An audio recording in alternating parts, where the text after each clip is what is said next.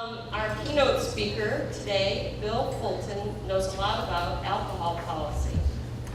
As a former mayor and city council member from the city of Ventura, he assisted in the effort to pass a dean-approved ordinance and a responsible retailer program in Ventura.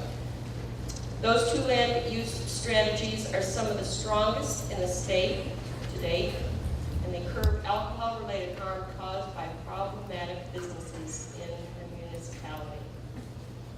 Mr. Fulton was also active in the incorporation of the city of West Hollywood in 1984 and was one of the first appointees to the West Hollywood Planning Commission upon its creation in 1986. Today, Mr. Fulton serves as Director of Planning for the City of San Diego. He's considered a leading advocate of the smart growth movement in urban planning and is, by all accounts, an urban planning visionary, writing a college textbook along with hundreds of articles on the topic, including more than 40 Sunday opinion pieces in the LA Times. He's also the author of the best-selling book, The Reluctant Metropolis, The Politics of Urban Growth in Los Angeles. You have an impressive list of accomplishments, Bill. I would also mention that he's a senior fellow at the USC Saul Price School of Public Policy, where he teaches land use policy and smart growth. Please join me in giving Bill Fulton a warm welcome. Thank you. Thank you very much. Thank you, and good morning, everybody. Thanks for having me here. I'm going to put this back in here so I can hide behind the lectern. There we go. So I can hide behind the lectern. Thank you very much. What I'd like to do, first of all, I want to say thank you for having me.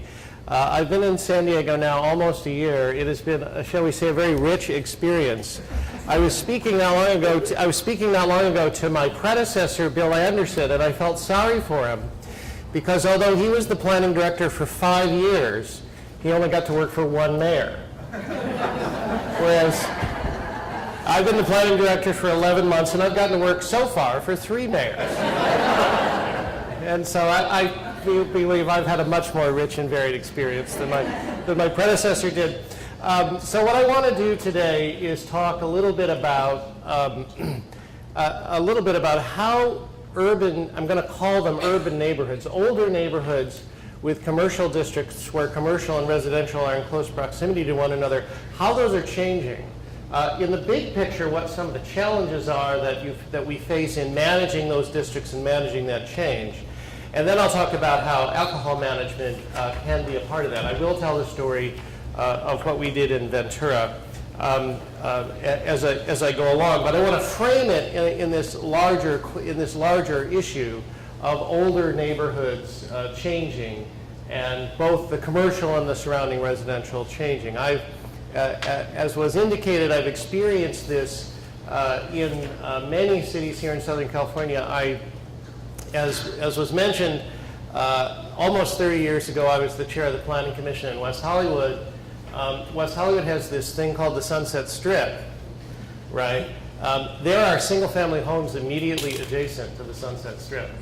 And so that was an early management issue. And then in Ventura, where I lived for most of my adult life, we had some very similar questions. So let me back up and talk about this. You all know that most older, by which I mean to say pre-war neighborhoods, are more or less characterized by the same physical structure. There is either a commercial district in the center or a set of commercial strips, right? And then in immediate proximity to that are residential areas, right? Many of which have long-time homeowners who live very, very close to these commercial areas. Now, one thing about land use and real estate is commercial property changes much faster than residential. Activities on commercial property change much faster than activities on residential property. So commercial property activities can go up or they can go down a lot faster. And many of you who have lived in these neighborhoods for a long time here in San Diego will understand that in the 60s, 70s, even into the 80s, many of these commercial areas were going down, right? Even as the residential areas around them were stable, the commercial areas were going down. Now we see a situation, and it could be Pacific Beach, it could be North Park, it could be anywhere in the city, where you see those commercial areas returning, becoming much more vibrant, lot more business. It is true that that additional business and that activity is characterized by a lot of different things that you begin to need to think about how to manage, right? That can be the advertising of the business merchants themselves, the interaction with the residents. It can be managing the parking in the entire district. And of course, managing the question of alcohol, because to the extent that many of these commercial areas have become entertainment districts, alcohol is an important component of that success. And therefore, the management of alcohol, like the management of parking and the management of lots of other things, becomes an issue. From our side at the city, what tends to happen is when an issue comes up, we are asked to regulate it in some way, right? Amanda Lee is with me today. She's one of our chief code writers. You walk past Amanda's desk on any day and she's working on, what are you working on? Like alcohol, food trucks, right? Whatever it is, you name it. The latest thing that has caused a conflict in these kind of neighborhoods, we are asked to try to figure out how to regulate it. But there's a difference between regulating and managing, right? Regulating is the city telling you what you can and can't do. Managing is all of us trying to figure out how we can work together to make sure that these areas work well for everybody. And as we move, so in my business, that is sometimes called place management, the management of places. Malls have been in the place management business for decades, right? They have the advantage of being all one property owner, and it's private property, so the landlord manages the place in a very strict, tight way to make sure that only the activities they want to occur in the mall occur, and other activities do not, right? Malls are changing too. This is a little trickier than it used to be because we're moving towards entertainment and restaurants and bars and alcohol in malls or adjacent to malls also. But as we move along and as these commercial areas grow, and in addition to that, as new residential development is introduced into the middle of these commercial areas, which is increasingly happening, then the question of managing the place and setting up not just the regulations, but also the structures required to manage the place become far more important. So that's when you begin to have to talk about things like, do you want a BID or a P-BID, a business improvement district or a property-based improvement district, where the merchants and or the landowners can come together to figure out how they can not only promote their business, but begin to manage the place on their own. That's a very common tactic. Then you begin to look at parking, right?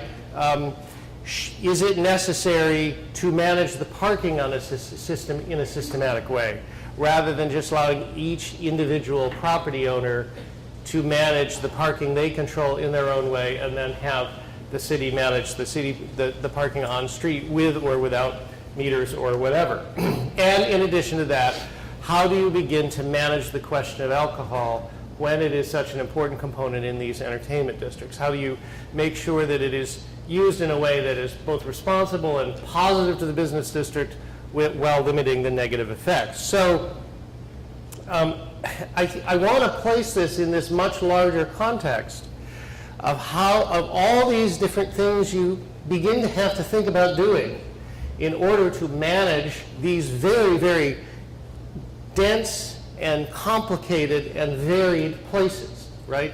In a traditional suburb, you don't have to do this, right? You've got the single-family homes over here, you got the apartments over here, you got the office buildings over here, you got the shopping center here, you got the restaurants over here, and you just drive from one to the other, and they're completely separate. In older neighborhoods, such as the ones that we most frequently deal with here, it's not like that. Everything's all mixed up together, and so we have to be, I believe, aggressive and proactive in figuring out how to manage the place and how to set up structures that can effectively manage the place, okay? Now think about the three specific management techniques I have mentioned, other than the regulatory techniques that we work on at the city. I mentioned bids and P-bids, parking, and alcohol. Okay? So I think the lesson you might want to take just from those three things is this management of place thing is not something where it's easy for people to come to consensus about, right? In every one of those three things, you will find people all over the place on all sides of the issue who are stakeholders who have to work together to make sure that the place gets managed well, okay? So it's a very, very complicated thing. I would encourage you not to think about alcohol in isolation from the geographical place where it's occurring and in isolation from the other place management techniques that have to occur in order for that to work.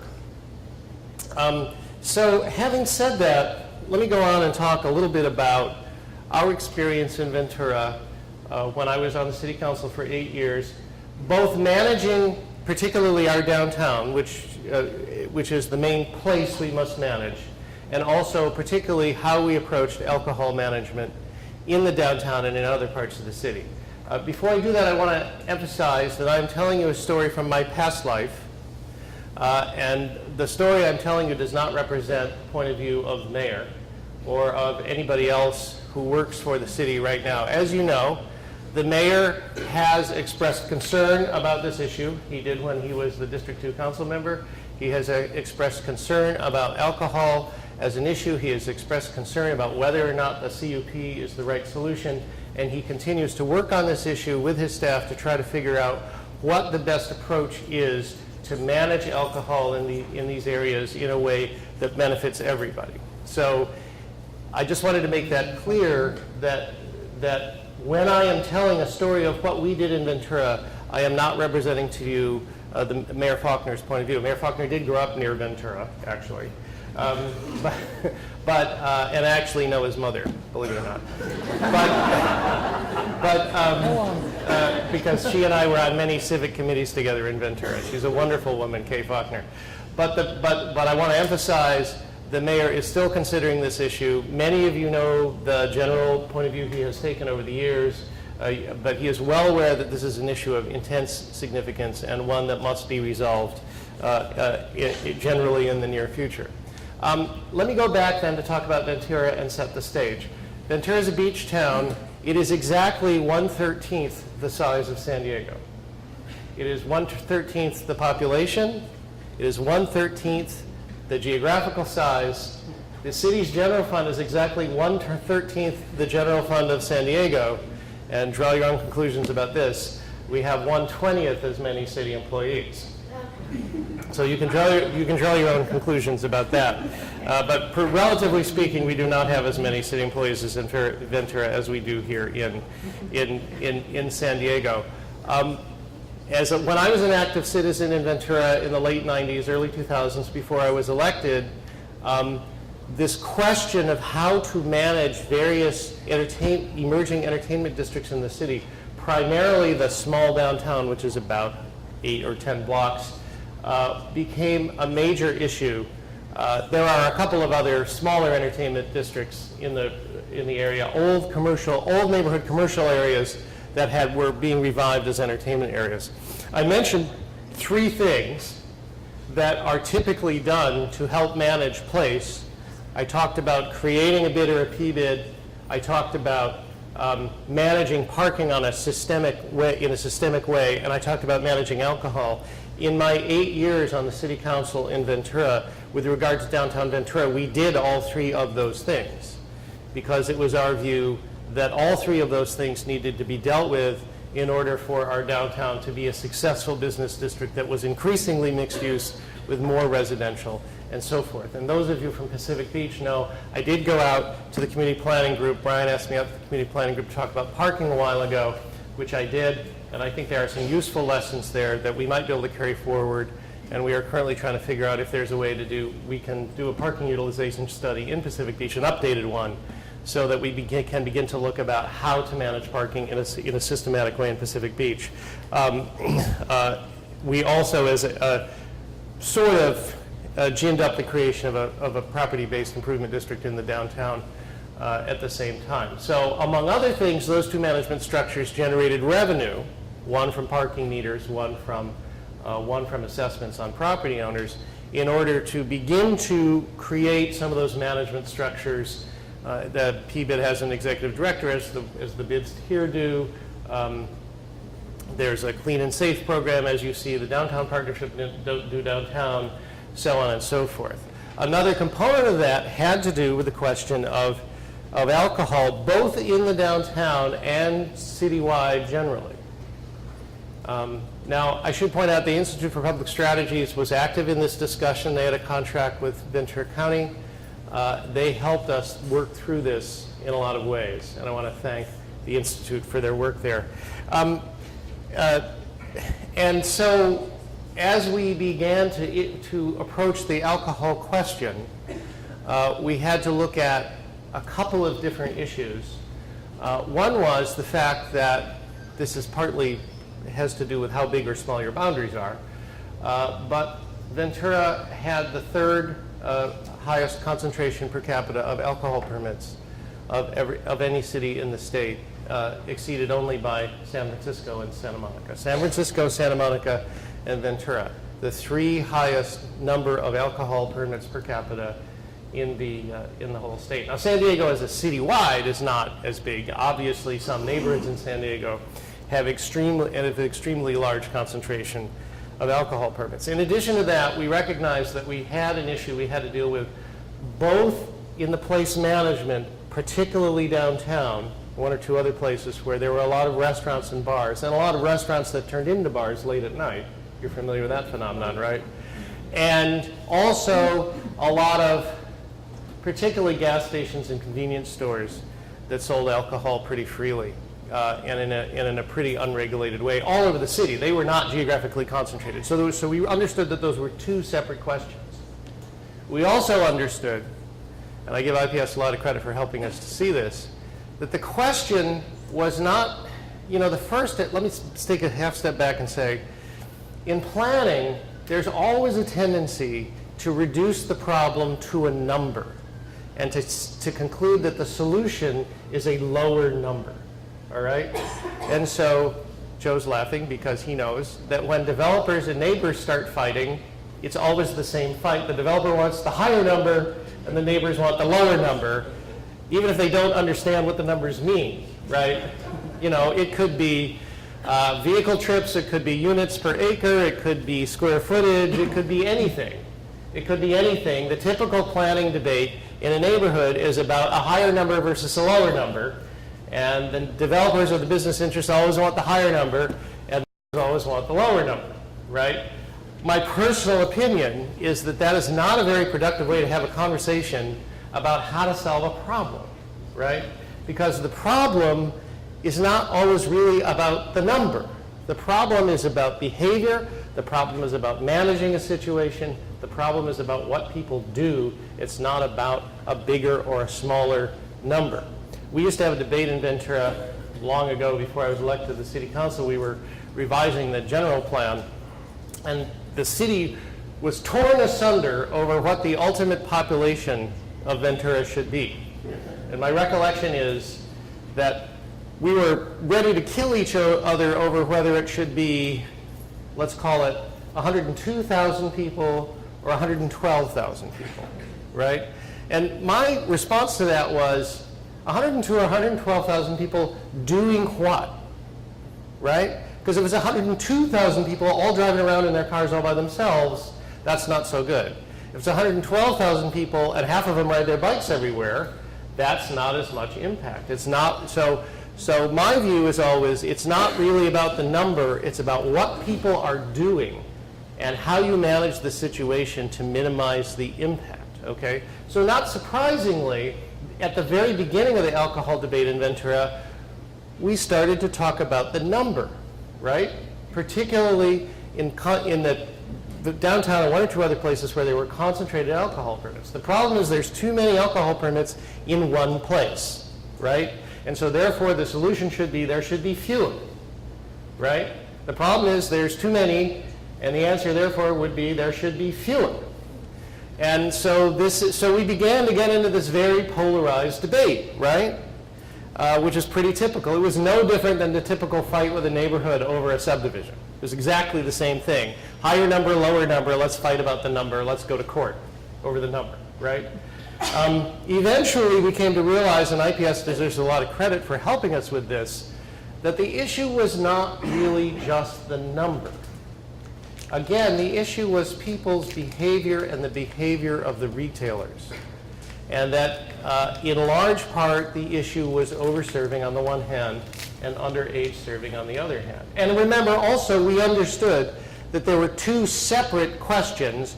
One was particularly the over-serving in the geographically concentrated locations, which were the entertainment districts, such as the downtown, and the other was the underage serving, and that was particularly a problem in the off-site, the liquor store, the gas stations and the convenience stores. So what we did, in fact, interestingly enough, we did the parking, we did the P-bid, and we did the alcohol pretty much all at the same time, give or take. I'm not sure we recognized at that time that what we were doing was creating comprehensive place management for our downtown, but that's what we were doing. And so I will simply describe to you what we did in Ventura and try to tell you a little bit about the outcomes, and then leave it at that, and I'd be happy to answer any questions after that. We did adopt a CUP and a deemed approved ordinance. We did. We charged everybody with an alcohol permit $1,700 a year to have the permit. With the money, remember, 1/13 the size of San Diego, we hired one police officer, or we assigned one police officer to be the alcohol police officer full-time. And then we took, I'm trying to remember if there's any more details, but because I talked to the city attorney, I brushed up with the city attorney yesterday and I forgot everything he told me already. But then there were two separate strategies, okay, after that. Now, obviously, what the cops wanted to do, to be perfectly honest with you, was use the deemed approved ordinance, right?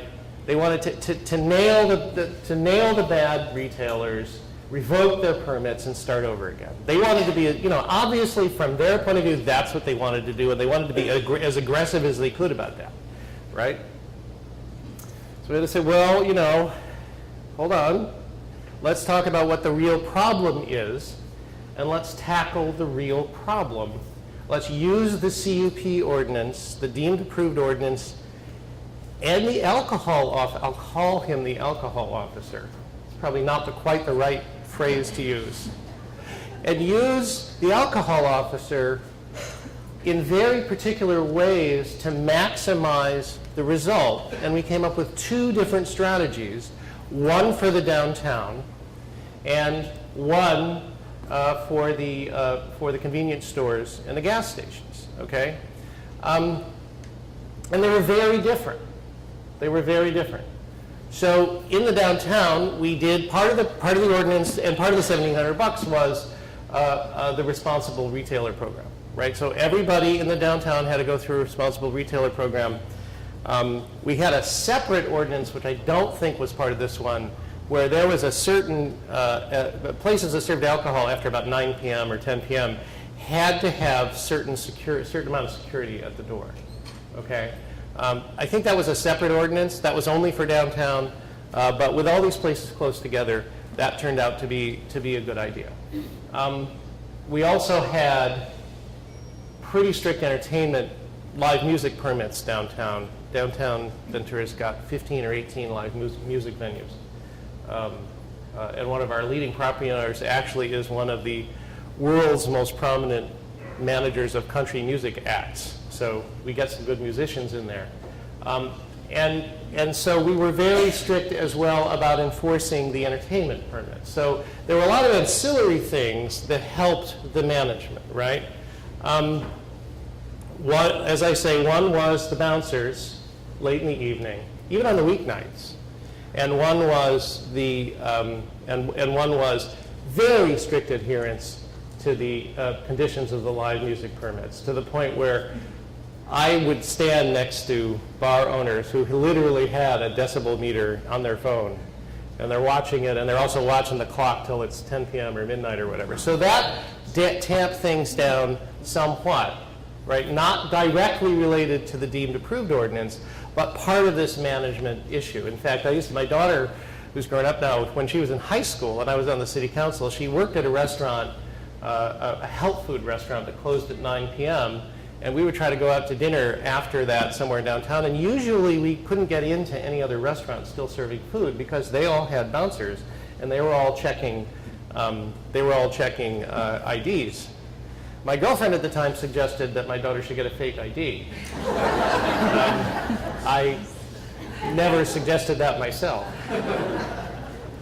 So responsible retailer, downtown we had responsible retailer, we were strictly adhered to the live entertainment, the live music permits, we had the bouncers, and the alcohol officer was pretty much a constant presence on Main Street, interacting with the bar and restaurant owners. So it was and everybody had a pretty good sense of who was a problem and who was good, right? And the general philosophy downtown was, we'll let it ride a little bit, okay?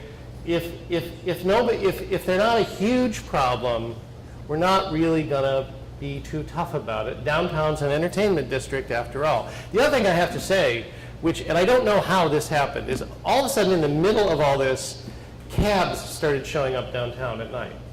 Like, I got to the point where I realized that you could come out of any bar or restaurant at 9 or 10 o'clock at night, any night of the week in downtown Ventura, and there would be, and this is a little town, right? And there would be 5 or 6 cabs sitting right outside. So, you know, the ride home kind of solved itself because it was not a problem, right?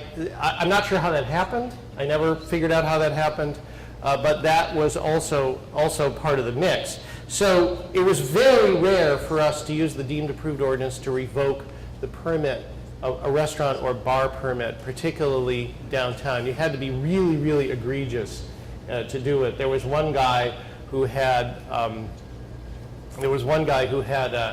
upstairs, which he rented out separately, and he regularly kept open till 5 a.m. with the vodka flowing. And he got shut down. Finally, he closed down. He got closed down a couple of times. But the downtown was, you know, and we had foot cops downtown and stuff. So it was, you had to roll with it a little bit, right? You had to roll with it a little bit and not worry too much about the number. You had to make sure everybody closed at the right time. You had to make sure cops were in the right place at the right time. The taxis were in the right place at the right time. So you kind of had to roll in what you couldn't clamp it down that tightly. You had to roll with it. Now, the gas stations and the convenience stores was a different story because we realized that the difference there was selling to underage customers, right? Selling to underage customers. Something that happened much less often in the bars and restaurants, but very common in the liquor stores, in the convenience stores and the gas stations. So what we told the cops there was, okay, let it rip. And what they started using underage decoys, and they went after particularly the gas stations, and they caught people pretty frequently, and that allowed us, there were quite a large number of convenience stores and gas stations where we caught them with an underage decoy. We revoked their permit, and that allowed us to start over again. The most controversial experience we had was with Circle K. We nailed Circle K on one of their locations. They had 5 locations. We nailed them in one. And then they tried to do a global deal for all 5. And we said no. And then we had a fight over the size of the individual bottle, right, that they could sell. And eventually we settled that out.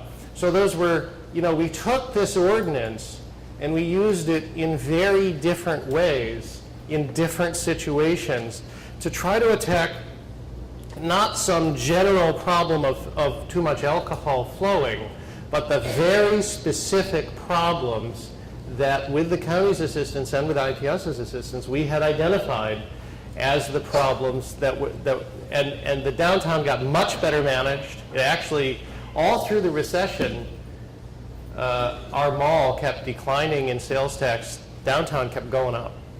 So we were very successful there. The cops also did set up DOI traps coming out of downtown on Friday and Saturday night. pretty regularly, and that helped to encourage people to take the cabs home, because the cabs were always there. And so I think the lesson that I learned from that as an elected official was, there is no one size fits all. It's not about a number. It's about understanding what the problem is, understanding what tools you have at your disposal, and understanding how to use those tools to manage the situation and minimize the problems. And I'll give you an example of something that did not work out the way that I would have liked in Ventura as a counterexample, okay? We had an old shopping mall in Ventura. Target came in to the shopping mall, 200,000 square foot Target that sells groceries, right, in the old Robinson May store. And then right across the parking lot on the mall property, there were some other properties, and they leased to Trader Joe's and Bevmo, right? So the anti-alcohol crowd was still, to some extent, thinking about the number, right? The number was too high, we can't allow more. So they came to the city council and they tried to get us to deny us a brand new CUP to both Bevmo and Target, right?